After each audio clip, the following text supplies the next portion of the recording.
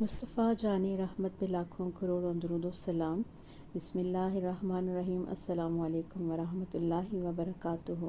اللہ تعالیٰ ہمارے دل کو نور قرآن سے بھر دے اور ہمارے گھروں میں رحمتوں کے دروازے کھول دے اور ہر دن ہماری زندگی میں برکت و ہدایت کے نئے ابواب کھولتا رہے، آمین۔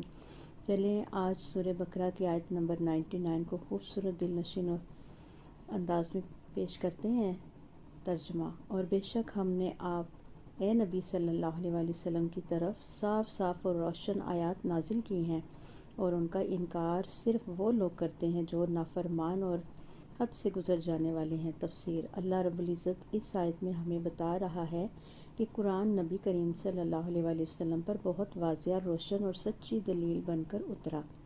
یہ وہ آیات ہیں جنہیں سمجھنے والا دل فوراً پہچان لیتا ہے، مگر جس کے دل پر ضد، تکبر اور نافرمانی چھا جائے، وہ کتنی بھی واضح ہدایت دیکھے پھر بھی انکار کر دیتا ہے۔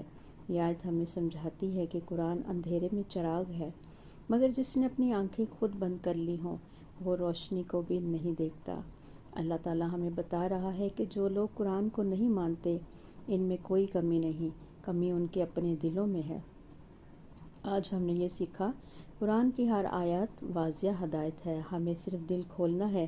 انکار ہمیشہ دل کے اندر کا فساد پیدا کرتا ہے۔ اللہ کی نافرمانی بندے کی آنکھوں سے روشنی چھین لیتی ہے۔ جو قرآن کو مان لے اللہ اس کے لیے تمام راستے آسان کر دیتا ہے۔